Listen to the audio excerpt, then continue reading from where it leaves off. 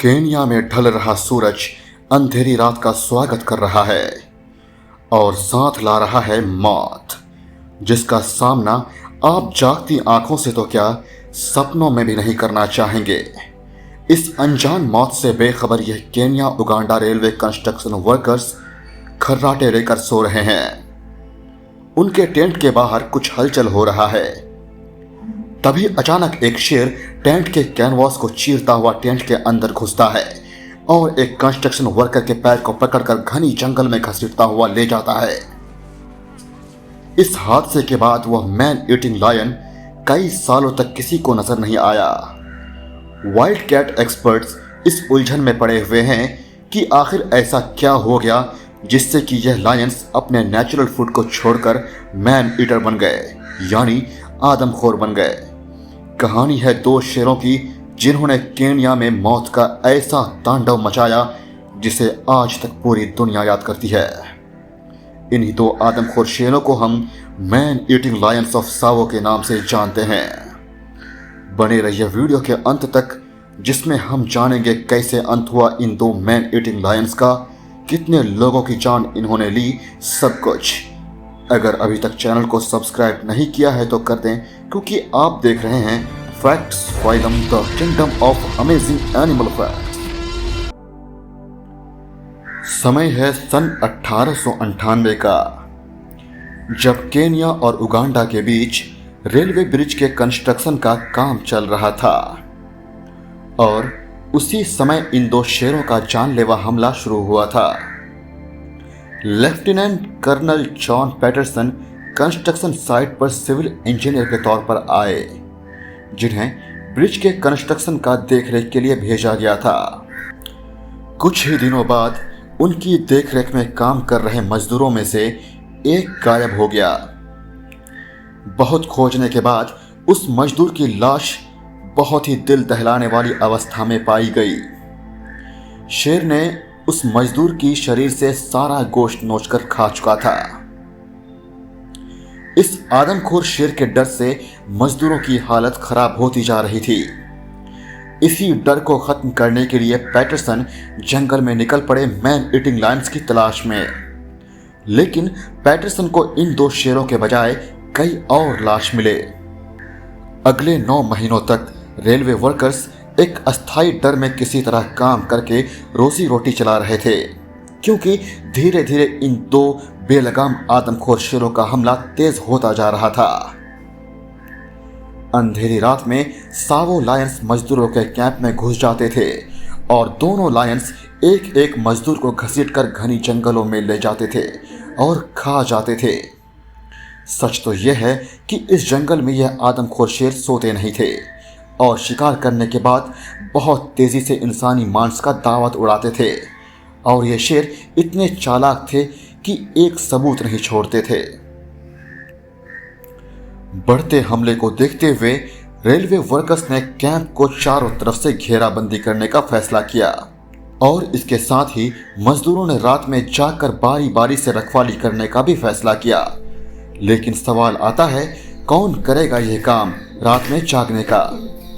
इस समस्या से बचने के लिए उन्होंने बड़े बड़े कैंप फायर्स का इस्तेमाल किया और ढोल बजाने का, जिससे शेर को कैंप से दूर खदेड़ सके। मजदूर इतने डरे हुए थे कि वे आग और ढोल पर नहीं रुके, बल्कि कैंप के चारों तरफ कांटेदार फेंस लगा दिए। लेकिन ये सारी कोशिशें नाकाम साबित हुई, क्योंकि शेर किसी तरह फेंस को पार कर कैंप में घुस जाते थे और इस तरह मौत का खेल फिर से शुरू हो गया। एक रात आदमखोर शेर ने हमला बोल दिया। सारे मजदूर इस हमले से बचने के लिए एक पेड़ पर चढ़ गए और पेड़ टूटकर गिर गया। अफसोस, तब तक शेर ने सबसे कमजोर मजदूर को अपना शिकार बना चुका था। एक समय ऐसा भी आया जब मजदूर कंस्ट्रक्शन साइट को छोड़कर भागने लगे, क्योंकि इंसान हो या जानवर, अपनी जान सबको प्यारी होती है। ब्रिटिश कर्नल्स ने रेलवे कंस्ट्रक्शन के काम को पूरा करने के लिए फिर से दबाव डालने लगे और उन्होंने खून के प्यासे शेरों को मारने के लिए कई तरीके आजमाए। पैटरसन के मुताबिक एक दिन जिला अधिकारी मिस्टर व्हाइटहेड और उनके असिस्टेंट अब्दुल्ला कंस्ट्रक्शन साइट पर काम के देखरेख में आए और उसी रात उन पर मैन ईटिंग लायंस द्वारा जानलेवा हमला हुआ, जिसमें अब्दुल्ला की जान चली गई और मिस्टर व्हाइटहेड भी जख्मी हो गए और किसी तरह जान बचाने में सफल हुए। इस हादसे के बाद कई और ऑफिसर्स कंस्ट्रक्शन साइट पर पहुंचे और 20 भारतीय जवान को भी बुलाया गया इन सावो लायंस को मारने के लिए। लेकिन अंदर ही अंदर पैटरसन इन आदमखोर शेरों को मारने का प्लान तैयार कर रहे थे।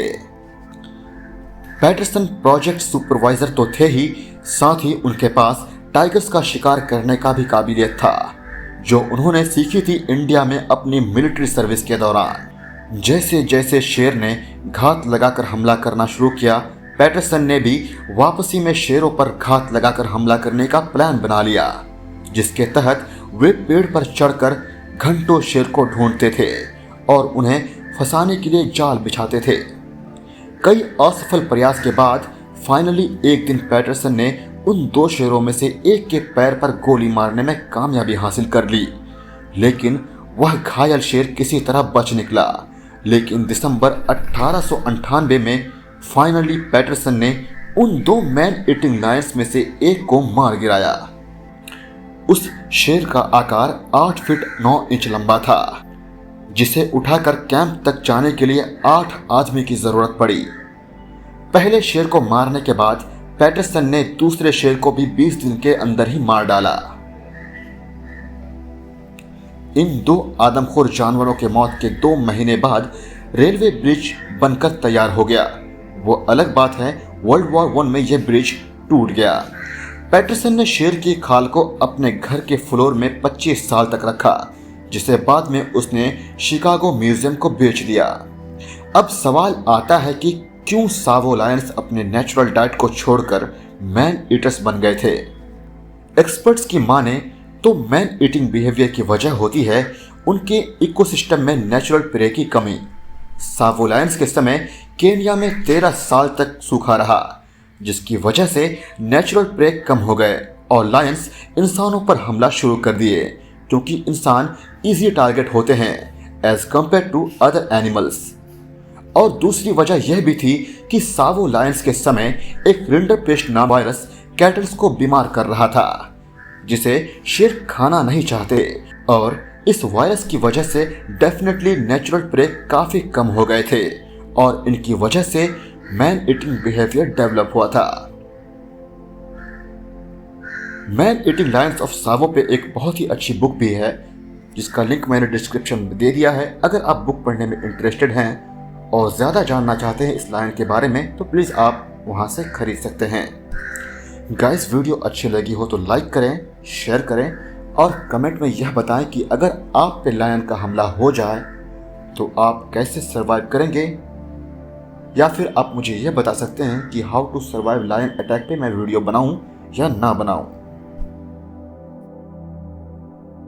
Facts Phylum brings you the most amazing and unrevealed facts from the animal kingdom. Subscribe the channel.